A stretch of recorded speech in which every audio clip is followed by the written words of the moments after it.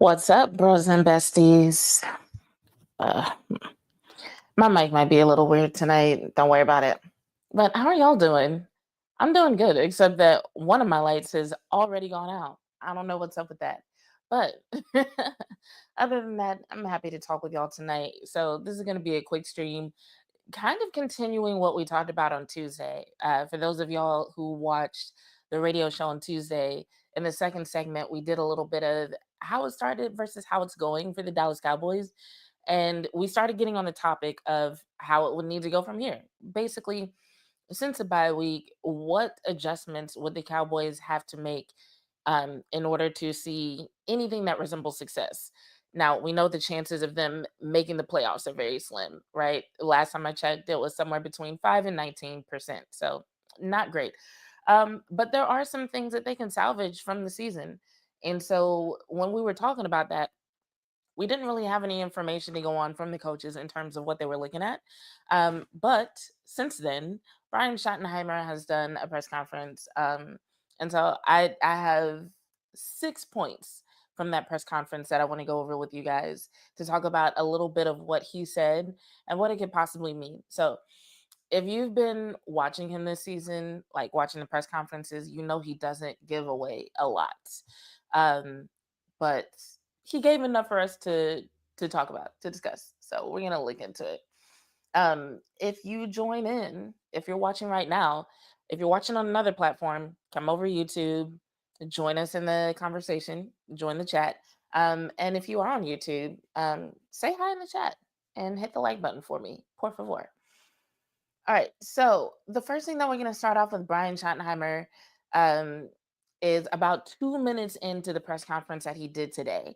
And he actually talked about DeMarvion Overshown coming back, which, just a quick recap for anyone who might have missed the details.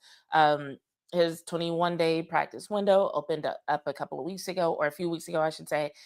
And he's expected to play in this game Monday night against the Raiders. So a lot of people are excited about that, but we kind of have to ask ourselves, what does that really mean? The defense still going into week 11 seems to be figuring itself out in a lot of ways. So it's exciting to have a beloved player like Demo come back onto the field, but it's also like, all right, what does that really mean for the team? So let's listen to what Brian Schottenheimer says when he's asked about it, and then we can kind of talk about that a little bit. Brian talks with ESPN with Overshown and coming back. Do you temper expectations? Do you expect him to be the guy you saw last year before he got hurt? How do you view what he's been able to do and what he can do? I just want him to play free. I really do. I can't answer that question, Todd. I don't want to put too much pressure on Demo. He hasn't played in a long time, but he hasn't forgotten how to play either. But I will know this: he will be running to the football. He will be making plays, and but we're going to be smart. Is it fair to say he's going to play the entire game? Maybe. We'll see. But there is kind of a, ramp up pitch count that we have to see how he's feeling. But he can't wait. He's really excited along with the other guys. How are you guys? Okay, so what he mentioned about the pitch count, I 100% expected that. Demo suffered some pretty serious injuries. You don't expect a guy to just come back immediately and just play an entire game. So when he's like, yeah, will he play the entire game? We'll see. And I'm like, Shotty, come on. He is not about to play the entire game, not the first game back. There's already speculation about what if he's coming back too soon. You know what I'm saying? So I definitely don't see that happening.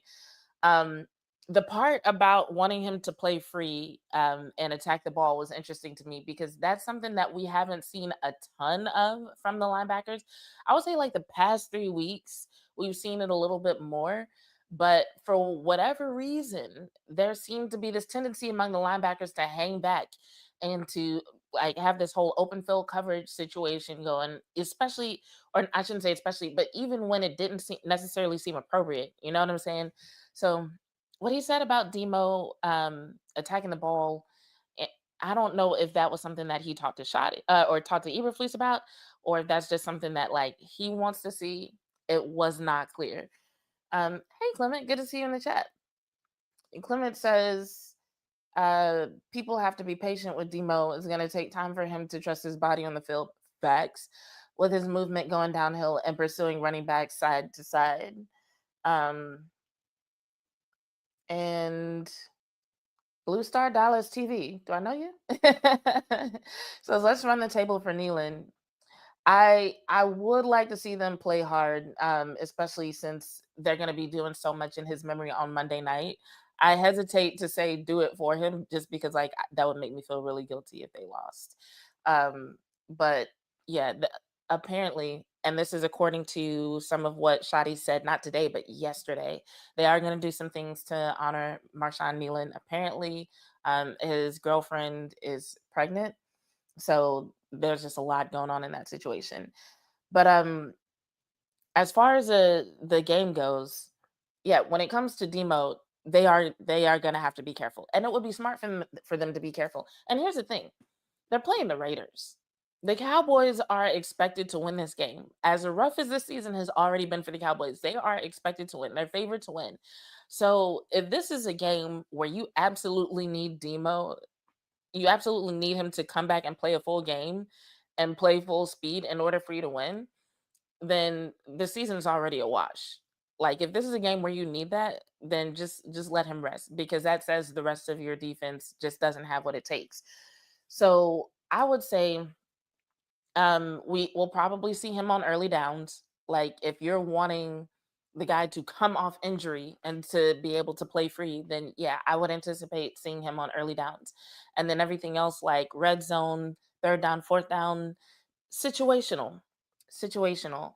But I hope this isn't like, oh, a breakout game for Demo, because that's not something that we should need in this particular situation, you know? So that would be kind of crazy. Let me see if I had any more notes on that one in particular. Nope. That's pretty much it. I just hope they're being smart about it. So the next thing that I wanted to look at from Shotty's press conference today is when he talked about Quinnen Williams and Logan Wilson, and what to expect from them. Once again, don't get excited. He's still being kind of vague, but he did give us a couple of tidbits about what to expect. So let me go forward to about here. Gone about getting Quinnen Williams and Logan Wilson up to speed since coming on board with the bye week and obviously everything that's transpired? Yeah, again, both those guys are veterans. It's been a little bit maybe unusual. Just the good news is Quinnen obviously knows A-Dub. He's been around A-Dub, so there's some translation there. Logan's very, very bright. He's been around football for a long time. But I've just been blown away by both Logan and Quinnen's professionalism. You talk about two guys excited to come into a new program, new situation. And then of course, the tragedy happens, and those guys have been just incredible through this whole, moment. And, I know, Quinnen talks all the time about his faith, and you can see how real that is to him. But, in terms of them being ready, they'll be ready from a mental standpoint. And I'm excited to watch them move around today. John. So when I heard that, my question was like, ready from a mental standpoint, what does that exactly mean? And ready to do what? Because here's the thing, both these guys, as he said, are veterans. Both of these guys are known for having a high football IQ. And despite what was going on with the Jets before they left, they're known for being really good players. Um, and so with Quinnen Williams, we can kind of anticipate what's going to happen with him, especially with him being traded for Mozzie. So Shadi talks about it later in this press conference, but the past few weeks, the Dallas Cowboys have been experimenting with this 5 down front situation. So 5 guys on the line of scrimmage as opposed to 4 in certain situations. So we kind of know that Quinnen was brought in to help with that rotation, so that the guys who were in rotation doing that weren't getting so worn out, and so they could execute that more appropriately. I don't want to just say more, because I don't want it to sound like they should be doing that all the time, which we're going to talk about when we get to another one of Shadi's answers. But there were certain situations where it seemed like, okay, they could be doing this here, but they're not. And the reason why I'm emphasizing that is because the creativity that people were looking for, the gap exchanges, the stunts, the blitzing more often, that was happening when they were in the 5 down front. As long as they were doing like the whole 4-man thing, it just was the typical bland thing that people hate from Eberflus. But when they went into the 5 down situation, that's when we started seeing a little bit of creativity. So I'm not just saying like, oh, you need more guys. I'm saying like we need more creativity. We need more guys doing what they're actually good at. We need more situations where y'all are making the quarterback nervous, because like honestly, one of the biggest issues with the Cowboys defense is just that the opposing quarterback is way too comfortable. That's why you got fucking, who was it who just retired? Russell Wilson. He just retired, and somebody was like, it feels like just earlier this season he was passing for 450. And I'm like, yeah, he was against the Cowboys. Right? But that's what this Cowboys defense has been doing all season. And they're making like mediocre to bad quarterbacks look amazing. And so you end up in situations like where Russell Wilson literally won awards the week he played against the Cowboys. And now a few weeks later, it's like, oh, he's not even getting the starting spot against Jameis Wilson and he's retired. So imagine what a quarterback like Geno Smith could do. Somebody who people think of as being like somewhat average, but if you let him get comfortable, he can go off, you know? So it's something to think about when it comes to how we want to use Quinnen Williams. Now, Logan Wilson, on the other hand, that situation is really interesting considering 2 things. One, going into this week, also for the past few weeks, Brian Schottenheimer has mentioned that they were moving the green dot around. He mentioned it kind of casually, kind of passively, but it was one of the things that made my ears perk up, because the mystery of Maris Lufau involves the green dot, because he was given green dot responsibilities as a rookie and was kind of billed as a Mike in training. Fast forward to this season, he's getting like 10 snaps a game. You know what I'm saying? And so the assumption was that Jack Sanborn and Kenneth Murray were better in that role. And it's like, okay, but if they're capable of doing that, why are we moving the green dot around? Why can we not figure out who's supposed to have this? What's going on? Um, so when it comes to Logan Wilson, he's been complimented on his football IQ, like a lot. But my thing is like, can you really have a dude come in and his first game with the team, he's like setting fronts? Like that would be insane, right? But if they're passing the green dot around anyway, could he? And so when Brian Schottenheimer talks about them being ready from a mental point, that's kind of what has me being like, okay, what do you mean by that? Like, what are we saying?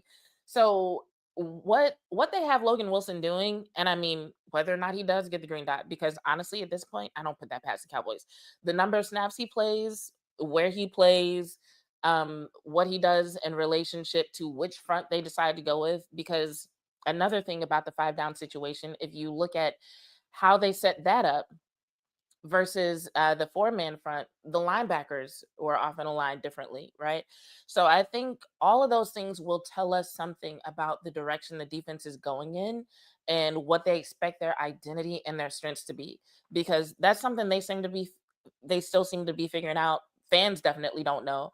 Like, I don't know a single fan who can be like, this is the identity of the defense. Like, from a serious standpoint, like, I'm pretty sure that y'all could come up with some jokes to like roast the defense if I were to be like, tell me in the chat what you think their identity is.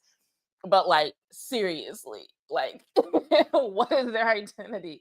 They said they're an attack front, but they don't really look like a very good attack front. And then they just out here trying other shit. And it's just like, we don't know what you're doing. So what they have Logan Wilson doing and the fronts that they use will, I think, give us a good idea, especially facing the Raiders, because once again, not only are they a favorite, but it's also a relatively safe situation for them to experiment with.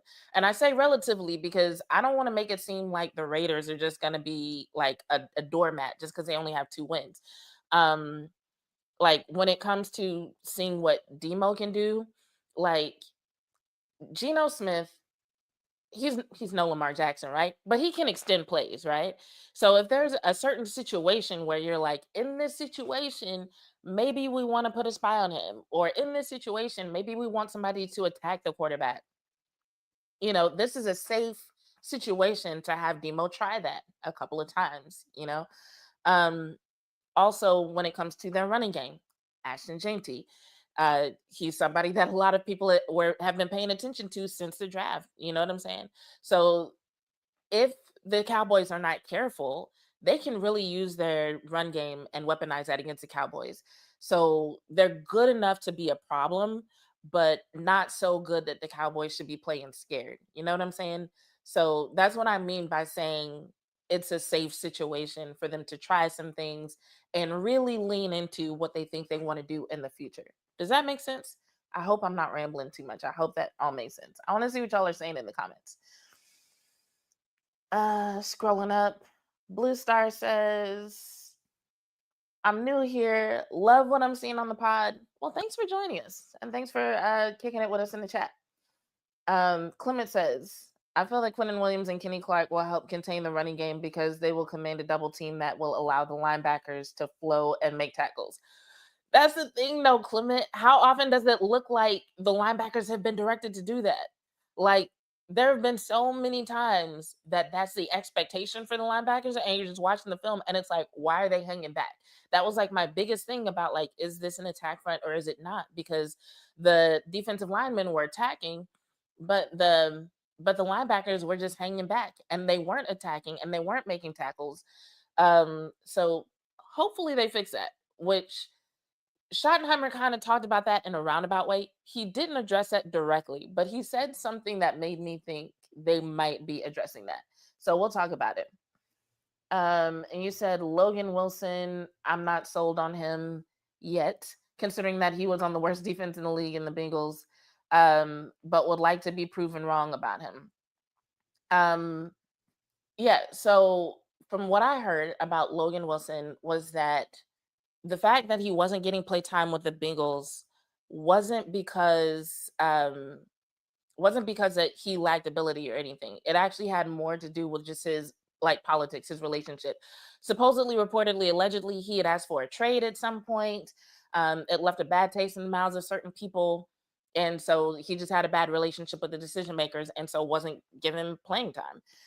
And fast forward a little while and they granted his request for a trade. But before that, and by before that, I mean before the season, he was a starter. Apparently, he was contributing. And I haven't dug into the stats myself, but what other people are saying is that the defense performed worse without him. So, but I'm not about to pretend like I did a whole lot of watching of Logan Wilson. I didn't. This is all hearsay. Blue Star says this defense will look a lot different with Clark and Williams in the same lineup, but I don't see this defense fixing the season. Next year, that will be the Super Bowl run, I believe so. Possibly. And we'll talk about that a little bit as well. Clement, you said Russell Wilson isn't retired yet? Okay. The reason why I said that is because I was watching ESPN and they said something that made it sound like he retired. Either way, he didn't get the starting spot over Jameis Winston, and I think that's saying something. But it kind of figures ESPN would mislead people. And I'm gonna go off on a tangent real quick because this shit was so funny this week. So it was on First Take. Chris Canty had said something like, I think Jordan Love is gonna cost Matt LaFleur his job, right? And he said it speculating as a sports media personality. And so people kind of reacted to it, which is what you're supposed to do on those shows. Somebody says something wild and you react to it. But then what happened is for the entire rest of the week, they were all on like multiple shows. Cause like if you watch ESPN now, you see it's kind of like a lot of the same people like rotating through different shows. It's just like the host is different. Like Dan Orlovsky will do like, he'll do unsportsmanlike, get up, First Take. So it's just like 6 hours worth of shows. But it was just funny to me all week. They were talking about, there have been talks of Matt LaFleur losing his job. Do we think he deserves to lose his job? And I'm just like, there have not been talks. This is not something the Packers said. This is something that one of y'all's people literally made up for a reaction. And y'all are acting like somebody held a press conference and threatened Matt LaFleur's job, or this is something that like, I don't know, that the players have mentioned or something. Like y'all literally just made up something and then perpetuated it for content. Like that's crazy. So yeah, note to self, definitely double check anything I think I heard from ESPN.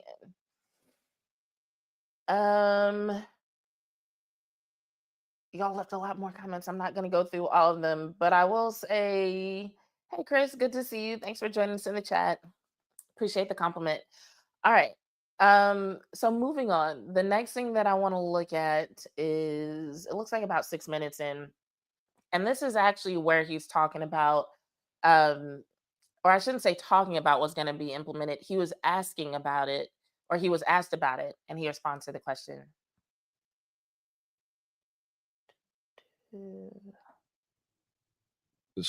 Leading into a normal flow of a 7-day week. Nick Harris, 4-Star Telegram. I know you don't want to give away everything, but as far as the bye week and being able to maneuver everything that's happened, what changes were you guys able to talk about and get implemented throughout the bye week? Yeah, again, I think, the biggest thing is we kind of have a better idea of the things, not just statistically, but watching the film, Nick, that we were pretty good at, that our guys are comfortable with, that we execute at a high level. There's basically, all these stats, but where you have a win and a loss. And so first, second down, a win would be 4 yards or more on offense, less than 4 on defense. And you kind of look at the stats and you watch the video. And I think we figured out some things that we really do know that we could do at a high level. And we maybe need to do more of that as a coaching staff. And it's just a chance for you to kind of catch your breath and look back at the video. But the video is so powerful because it tells you, hey, hey, we're not good at this. And so let's stop doing that and let's do more of this. And again, you're right. I'm not going to give you any answers to the test, but there were a number of glowing things that we've learned. You talked yesterday about how getting back. All right. So I started laughing right there because I get what he's saying, but the way he said it sounded so simplistic. He's like, yeah, we watched the video and we realized certain things. Yeah, we're not good at that. But you know what it made me think of? And I wish I'd had more time to pull up the clip from earlier this season. There was a press conference he did earlier this season where they were talking about how they decide based on what they do in practice or based on the process they have for coming up with their game plan for how they're going to call the plays, how they decide what to run and what not to run. And he was saying how sometimes there are things that they don't execute well in practice that they'll run anyway just to see how it does in a live situation. So like, yeah, we didn't get good reps of that, but we're going to try it anyway, which sounded kind of weird to me. But at the time, the offense was clicking on all cylinders. So I was just like, all right, we're just going to let it do what it do. But when he said we watched the video and realized we're not good at that, that's what I thought of when I heard him say that, especially considering the fact that I'm just like, okay, did it take y'all the bye week to realize some of this? Because some of the stuff, especially on the defensive side, you should have realized a long time ago that you're not good at. On the offensive side, that's a little bit more tricky, which they do talk about a little bit. But it just kind of had me wondering. I'm like, okay, what is it that you're just now realizing? Which, of course, he doesn't go into detail on. But what it does say to me is that I feel like, at least for now, we can expect something a little bit more simple, especially on the offensive side is what I'm talking about. So like, just not trying so hard to get cute, like doing things that make sense. Sticking with, I think, what people would call the bread and butter of the offense. Because here's the thing, I don't think the Cowboys have given up on making the playoffs, which they shouldn't. It's literally their job to perform. It's their job to try to achieve success. So, sports media personalities, fans, we can think whatever we want about their odds and decide how much we want to invest emotionally in the hope of them getting there. But the team, I don't think they've given up. I think they're going to try to find a way. And I think part of finding a way does mean being more efficient, doing what makes sense. Because what's the thing about good teams that we talk about all the time? There are certain teams that they have something that they're so good at. You can know it's coming and you just can't stop it, right? And I feel like the Cowboys have the potential to do some of that, but it's going to take them being smart and managing the game properly. And they do talk a little bit more about this in the next section that we're going to look at. But basically, and we hate to say this about the Cowboys, but like, once they get like 2 scores behind, they're in a situation where now they're doing things that, kind of reflect a little bit of desperation. And that's when things get sloppy. And that's when things go from bad to worse. Um, so I expect things to look kind of like we're not going to see a lot of explosive plays until it's like really appropriate. We're not going to see anything fancy until they're ahead by a good margin. You know what I'm saying? But it could possibly lead to wins. And once again, against the Raiders, this is a situation where it's safe for them to really lean into what they think the future is going to look like. So when it comes to them saying, like, hey, we did this self scouting stuff and we're really honing in on what we're good at, yeah, this is an excellent week for that. Post bye against a 2-win team, your favorite to win. This is definitely a good game to do that. But on that note, in the next section that we're going to look at, he actually talks about the reporter brought up an interesting stat about Dak.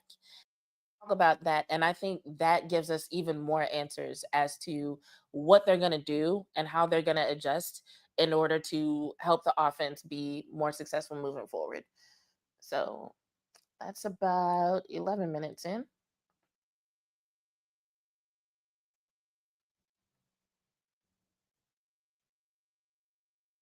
Playing at a high level over these next couple weeks. Garrett. Here, Podell, CBS Sports. Hey, Brian.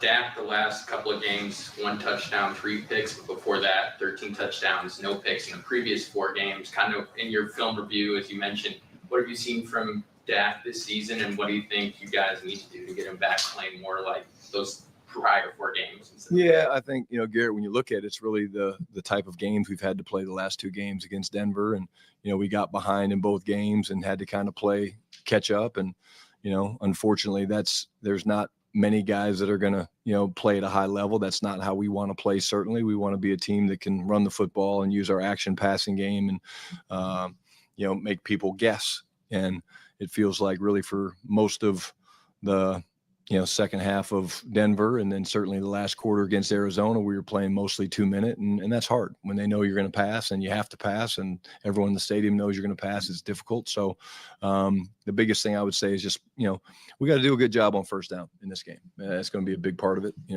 win first down. And I think that allows us, on defense and offense as play callers, being Flus, to be able to control what we want to do instead of the defense having control of the offense when you're ahead or behind. What goes into winning that? So another one of those things that sounds really simple, but is going to be essential for the Cowboys to find success moving forward. He says we got to win first downs on the offensive side and the defensive side of the ball. Yeah. So, and I should have written down the stat that the reporter mentioned, but I think it was something like during the last 2 weeks, Dak Prescott has had 1 touchdown and 3 picks. And during the weeks before that, it was like 13 touchdowns and no picks. Like, remember when everybody was talking about Dak playing at an MVP level? Like that shit, right? Um, and so, one, Dak Prescott didn't just turn into a pumpkin. Like, this is something that happened situationally to where he was in different situations in terms of the margin between the 2 scores of the teams. Um, Point differential. I don't know why my brain is making things complicated. So yeah, they were in a certain situation in terms of point differential, and that impacted the play calling, which impacted Dak's stats and the performance of the offense. So basically, what he's saying is like, if we can emphasize winning the first downs, then we can limit the odds of that happening in the future, which most people who know ball, you say that to them and they're like, well, duh. And so, like I said, it sounds simple, but it's essential to the Cowboys' success. And it's one of those things that I don't think they didn't know. I just think that wasn't the emphasis. And so I think with them emphasizing that, and along with what Shotty was saying in that last section that we looked at about them, kind of focusing on what they're good at, I think we're going to see more of a focus on the run game. I don't think we're going to see any of these games anymore where, for whatever reason, Javonte Williams is only getting like 15 carries and then they seem to go away from it in the second half for some reason. I think they're going to be a lot smarter about how they use that and making sure that Dak is set up later in these series.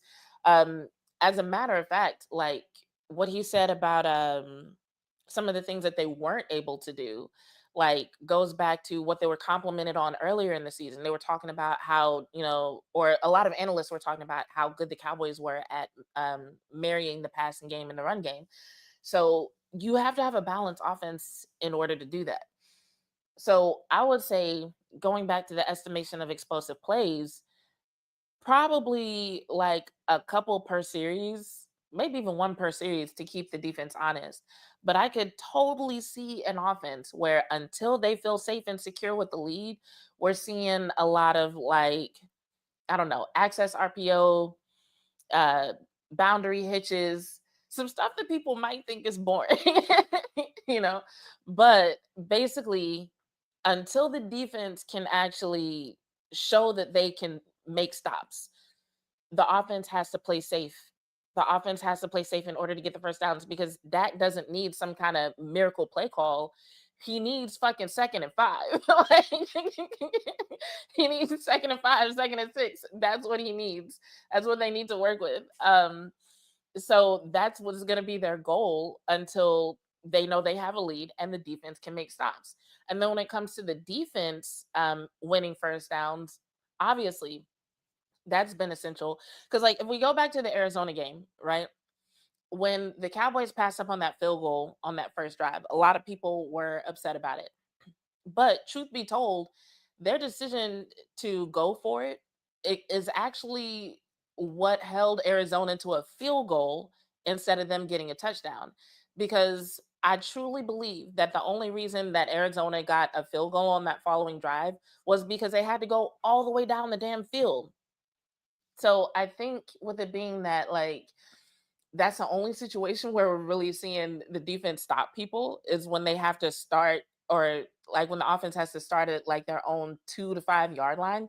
That's not really a situation that you want to be in, right? So obviously the defense has to win first downs. We just don't know yet how they're going to do it. They seem to really like this 5 down front situation, but we don't know who's going to be involved in that. How often they're going to use it, what they're going to run from that. So that's definitely a we'll see situation. But I'm glad that he acknowledged, and I'm glad that he spoke on that as well. So let me look at y'all's comments again. I would also like to say good evening to Willie and Chris.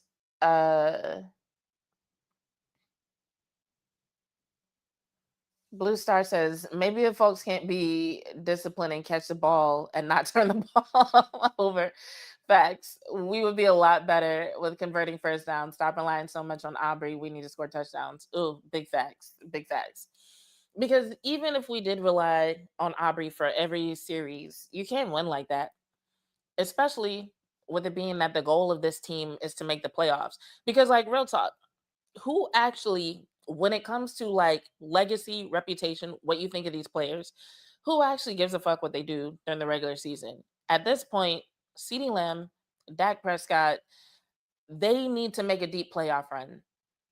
That's all they have left to prove. We know that they're good when things are good. We know that they're talented. We know that they're deserving of the accolades they receive. We know that they're deserving of the contracts they receive. Cool. All of that. Playoffs, deep playoff run. That's what they need. And Clement said, hit the like button. Listen to him. All right. Let me see what the next section is. It's about 12 and a half minutes in.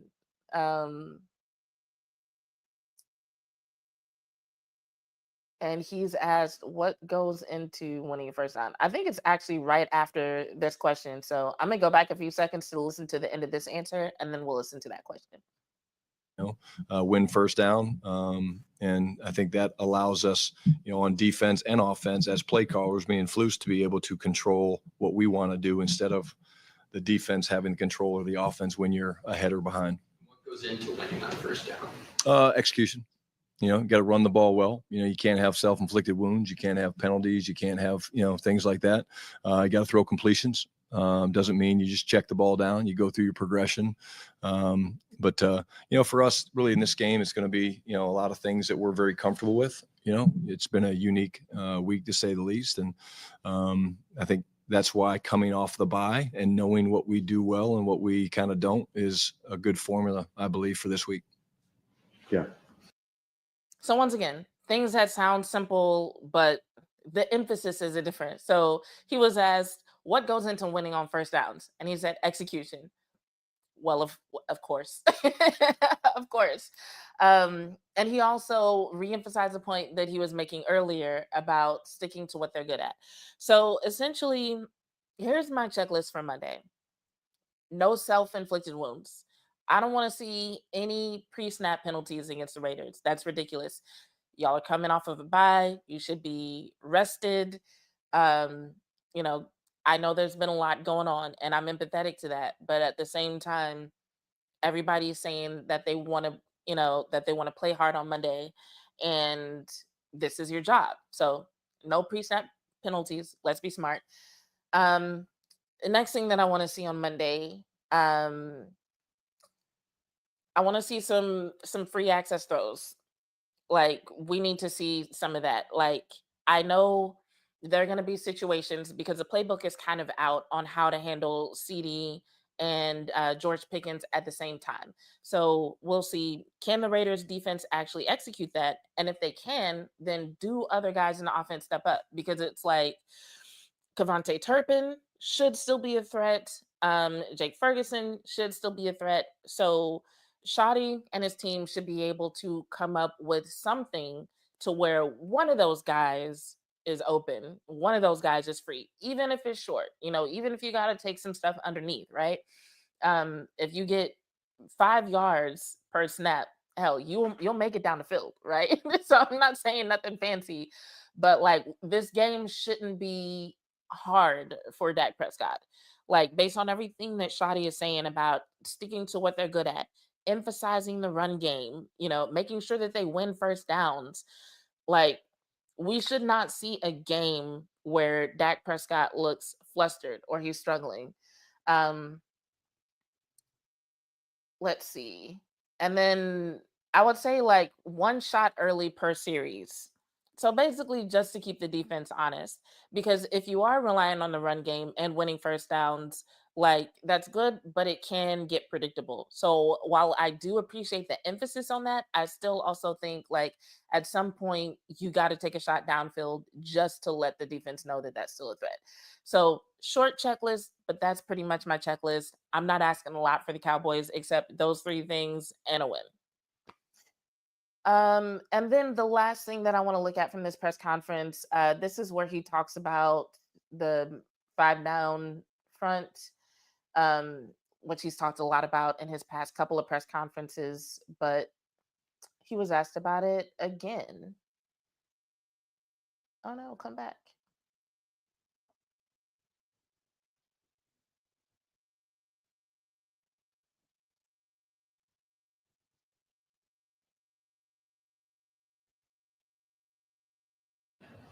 Kenny and Quinnen in the trades. What's your vision for how you want to use those three guys, and how unusual construction is it on defense to devote all that to? Yeah, it's a fair question. It's a good question. I think, you saw us last game get into some of the 5 down stuff. There's creative ways we can use it with those guys. We don't just have to play 5 down to get those guys in the game without giving away. We can move pieces around and put certain guys in different spots. I think that's part of what, you'll see us do some this game, maybe even more moving forward. But when you have that much talent inside, it is a problem for the defense. You talk about stopping the run. You've got penetration. You've got ability to move those guys, package those guys in the pass rush. It's the closest thing to the quarterback. And then, we are going to play some 4 down. And when we do, the good news about having guys like that is they're going to be fresh. They're going to be over there catching their breath. And then when they come in, they're going to be hunting. Kevin Sherrington, Dallas. All right, so that's the last section I wanted to go over tonight, but essentially, I like that he's excited about it. I hate that he keeps talking like they just started doing this, because like I said, I've noticed this since at least week 7, maybe week 6, but definitely at least week 7. So this is not something new that the Cowboys have started doing. They've played around with the personnel a little bit, and I think they played around with the situations a little bit. But if you've been watching since week 7, when they use the 5 down front, they've been a lot more effective. And I think that's the case for a lot of reasons. But the thing about it is, it's not something that I expect them to live in, right? Like, I feel like the 5 down front is like a good wig. You know what I'm saying? Like you can wear it out, you can like use it to glam up. Like it's it's whenever you really want to, I guess you could say, stun on people, kind of like literally for the Cowboys, because like I said, anytime they did anything creative, it's from that front. Another thing about the way they use that front is that it's one of the things that enabled them to actually do something or set up something that like you couldn't tell what it was going to look like post snap from the way it was set up pre snap.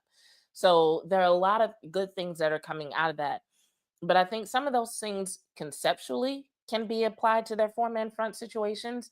And then, like Shadi was saying, the five down situation isn't the only situation where he can get Quinnen Williams and Logan Wilson involved, obviously. But it seems to be the situation most people are thinking about. I think because people are thinking about the effectiveness of that front combined with the impact of Wilson and Williams being in the game. And they're just thinking about those two things together. But I don't really expect the five down to be the main thing that they live in. So if the five down front is like, the wig that you wear out when you're trying to look good, when you're trying to make an impression, I feel like their four-man front is still like their natural hair. You got to know how to style your natural hair. You got to know how to lay your edges. You can't just be out here like wearing a wig all the time and then like your real hair is just dry and a mess and crusty and you don't wash it or take care of it. So hopefully y'all get that analogy. Hopefully that analogy makes sense to y'all. But yeah, I feel like the five down front is great for a lot of things, especially handling the run game, especially creating singles. So it's good for that, which is definitely something that our defensive line needs, especially in certain situations. But it's not something that I expect to see all the time. So the question is, we already know that they can perform when they're in that front, but what are they going to do to make their four-man front work better? So it's like, do they have something else in mind? Are they going to go to all odd man fronts? Or do they actually have a plan for being effective regardless? That's the thing. Because I feel like what other offenses have done in the past is like, you can kind of look at personnel and tell what you're going to get in terms of who's going to do what once the ball is snapped. Now, adding Wilson and Williams in there will make that a little bit trickier because there's nothing of them on film with the Dallas Cowboys, right?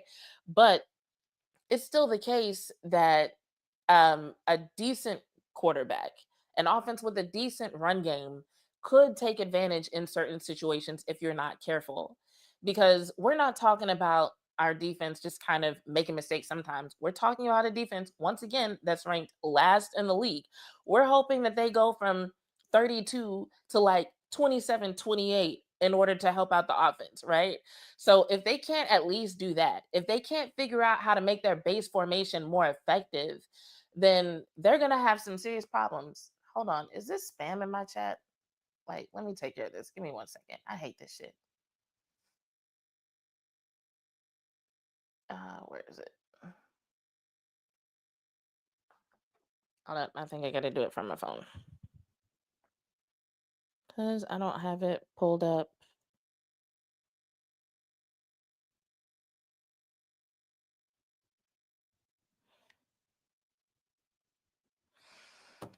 Ah, hold on, wait a second.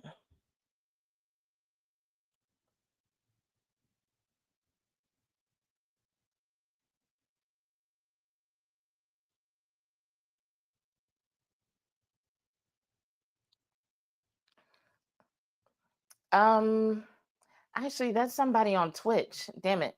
Well, Chris, I made you an admin, and I'll have to handle this shit over on Twitch another time. Let's see what y'all are saying in the chat. Miss Felony Strutter, good to see you in the chat. Said maybe this will make Sam Williams actually set the edge on the run game. The only two reliable set the edge defensive ends we had were Marshawn and Clowney. I mean, I feel like Sam needed to work on that regardless, So the same way that the coaches have gone into the bye week and looked at their own film and done a lot of self-scouting. I have to believe that the players have done that too. And if they didn't, then whatever's coming to them in terms of playtime, roster spot, they kind of deserve it. Because once again, we're not asking for the defense to go from 32 to number one. We're saying, hey, can you go from last in the league to like lower 20s just to help out a really good offense that's kind of struggling and that doesn't do well when the team falls behind? In other words, if we want the offense to keep winning first downs, if we want Dak to not have to play 2-minute offense for an entire half and play hero ball for an entire half, we just need y'all to handle your shit most of the time, right? And so with that being the case, we're not asking for these players to level up into entirely different players. We're just saying, hey, small things that y'all can do, like the way you handle your blocks, the way you handle the run game, like don't get run the fuck over. Can you hold a decent running back to less than 3 yards an attempt? So I think right now Ashton Genty is averaging 3.8 yards per carry. I didn't look at every single snap for him, but I would bet money that some of those are less than 3, some of those are more than 3. Some of those are more than 4. That's usually how it goes for running backs. They usually have like a few long runs that really like raise the average of all the runs, right?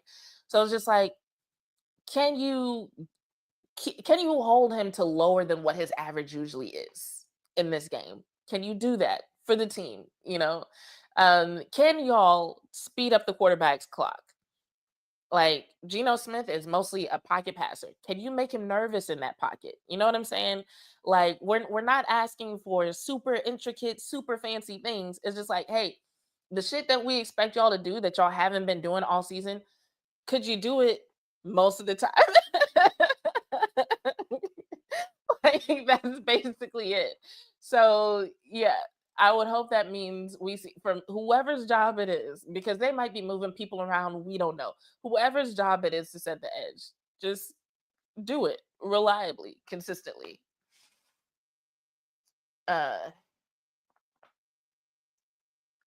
Chris said Sam has so much talent, but does nothing but get flagged.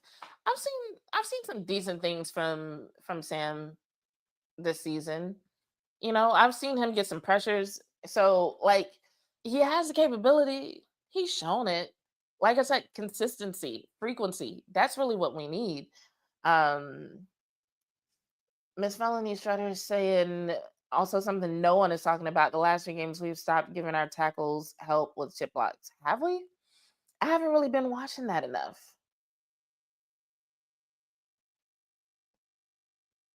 This person said, I clicked on this and didn't even know it was about football. I don't know. What did you think it was about? I thought it was clear that it was about football, at least from the title and the thumbnail. That is Cowboys head coach Brian Schottenheimer. And I think I mentioned Dak in the title on the Cowboys. But good to see you. Thanks for joining us in the chat. Chris says, Overshown will help turn things around. I don't even know if I want to put that expectation on him in this game. I think over time, which brings us back to the comment that was made earlier by Blue Star TV about next year being a Super Bowl run, it's definitely more likely because it's like, let's say by some miracle, the Cowboys actually do make the playoffs. Let's say by some miracle that they do. Do we actually expect them to make a deep playoff run and win the Super Bowl? With the way that they've been playing. Think about the number of things that would have to change for this team to actually start performing well enough against good teams to make a deep playoff run. I don't see that happening, but you get Overshown back in the mix. You give him a good offseason healthy. He's able to participate in training camp next year. You have an offense that's even more cohesive, where hopefully George Pickens has returned and they have a better idea of how to balance the threat of George Pickens and CeeDee Lamb with the presence of Jake Ferguson and Kevontae Turpin. You have running game with Javonte Williams and hopefully a backup back who's complimentary, whether that's Blue or somebody else. Just need somebody who's complimentary. Right now, it feels like too much is changing in terms of approach and timing between Javonte Williams and Jaden Blue. So, we just need some time for things to gel. I mean, we might even need to make some staff changes, make some different player acquisitions. There's a lot that could happen over the offseason that could take minimal effort for a big difference for the Cowboys. And by minimal effort, I mean just basic shit like player acquisition, basic shit. Improving your run game from one season to another is basic shit. Like looking at your defense and being like, this was a crazy ass year. And we tried to do an attack front and it really didn't work. So like let's execute that properly. That's basic shit. You know what I'm saying? And so it's like we've seen good things from a lot of the units, from a lot of the players, but it's like it's sporadic. It's like just enough to remind us that there is talent on this team, but not enough for them to actually get over the hump. And by the hump, I mean a win.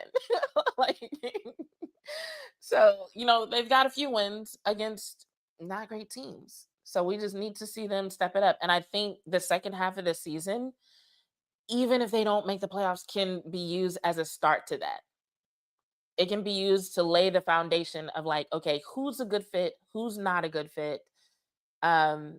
What exactly do we can we have a consistent identity for the defense from one season to the next? Like even something like that would make a better difference. You know what I'm saying? Just having these players be able to go into next season already knowing what the fuck they're doing, not having to learn a new scheme and all this other stuff. So yeah, that's really what I'm expecting from Overshown. Not that he'll I keep making the Mighty Ducks reference because that's what happens in Mighty Ducks, right? It's like a team starts off as trash and then they make a key player acquisition, they have a killer ass montage, and then they come back and they're champions. So I don't expect this to be a Mighty Ducks year for the Dallas Cowboys. That's just a lot, especially to put on a player that's coming off of injury. But I mean, hey, if it does happen, cool. If it does happen, cool. It's just not an expectation for me. Um, Speaking of which, though, and I'll probably talk about this more in another episode, but this thought made me laugh because I hadn't thought about this since like preseason. Um, they're gonna be doing Hard Knocks NFC East in December, and I'm just not convinced that NFL fans are ready for the level of train wreck that is going to be on that show. Like, you know how women a lot of times will say that sports is just soap operas for men? Like, sports is just reality TV for men. When this drops, there will be no more beating those allegations because you're talking like the NFC is a hot mess. Like, you got the Cowboys who, like, most of the fans want to fire the defensive coordinator. You've got the Eagles with all this AJ Brown drama. You've got the Giants who last time they were on Hard Knocks, isn't that when they were exposed for like not valuing Saquon Barkley? And then you've got the Commanders, which Commanders fans are pissed at Dan Quinn, blaming him for Jaden Daniels being hurt. You know what I'm saying? So I just feel like there's just like a lot of drama. I feel like there's more interesting drama than good football in the NFC East right now. And that's just facts. Because even the Philadelphia Eagles, even though they're winning, people are like, their offense is a hot mess. They just so happen to be winning. But it's just like the they're gonna have to do one or two things. They're either going to have to film things as they are. Yes, Chris, you're right. The Giants just fired their coach. So like it's just drama all over the place. So they'll either have to film things as they are, which is going to give everybody a peek behind the curtain and all the drama, or everything will be so heavily produced and scripted that it'll be obvious and it'll be boring. Because if you try to make this and you just make it about these struggling teams and their practices, nobody's gonna watch that shit. But it's just like I feel like in the past, Hard Knocks has been interesting because there's been like some kind of story arc you're following, and that's what makes the practices interesting. Like when Caleb Williams was on there, it was like, oh, he's this rookie, first round pick, yada yada yada. Um, So yeah, I can't think of a storyline, like a football related storyline, that's more interesting than the drama that's happening in the NFC East. And it's just like, oh my God, I can't wait. This is gonna be oh, there are gonna be some headlines that come from this show. Like, can y'all think of anything? I can't think of anything because it's like with the Cowboys, I feel like the biggest narrative right now is um can Shoddy get his feet under him as a head coach? And will the Cowboys succumb to the fans' request and fire defensive coordinator Coach Eberflus? Which I feel like, even though that is football related, that's messy. That is messy. Even though it's football related, it's messy. The Eagles situation, they've been talking about AJ Brown and his mess all season. And even AJ Brown came out in an interview. I think the interview happened yesterday, but like it was making its rounds in the headlines today, talking about, yeah, I'm not talking about any one particular player. I'm talking about the offense and the way they practice, yada yada yada. So really basically he's saying like, yeah, I'm calling out the entire offense. The offense isn't good enough. Like he's saying that out loud. So it's like, how do you bring cameras in that building and not like address that situation, not have that be part of the storyline, you know? The Giants, I don't even know who their interim coach is. That team has just been a hot mess all year. And then with the Commanders, like I feel bad for Dan Quinn. Um, yeah, he did not have a good answer when they were like, "Why was Jaden Daniels still in the game?" And he was just like, "Yeah, I slipped up or I forgot or something like that." I don't know. I don't know. It'll be interesting. It'll be interesting. So that's pretty much all I got tonight. As always, keep your notifications on. I don't know when's the next time I'm going live, or I should say, I know for sure I'll be going live for a watch along on Monday night. I don't know if I'm going to do anything between now and then, mainly because I have a lot of work to do. I'm pretty sure that there's going to be like more sound bites, more interviews between now and then, but your girl is busy. I have a full-time job. I take care of myself. It's that independent lifestyle that everybody talks so much about. But I do appreciate y'all all for joining me. If you're watching this after the fact, one, please hit the like button, subscribe, turn your notifications on. Two, share this with someone else that you think might like it. And then three, if you have a comment or a question about anything I talked about in the show, leave it in the comments. We might address it next time. But I got to get up in the morning. So thanks y'all for joining me. I'm going to go ahead and get out of here. This has been another episode of Bitches Love Sports. I'm your host, Jazz Monet, and I'm out. You only think of us as a bitches when you're intimidated. Put it that way. I think People that's look at a woman as she's an something aggressive sad. woman who's out to get what she wants to get. You know what I'm saying? Ambitious, and they want to say, you know, when a male is assertive, this is what he wants. He's looked at as a strong male, but yet when I get it, you know, I'm a bitch. Exactly. And if that's what I gotta be, Exactly. to get what I want and to make it somewhere, then I'll just be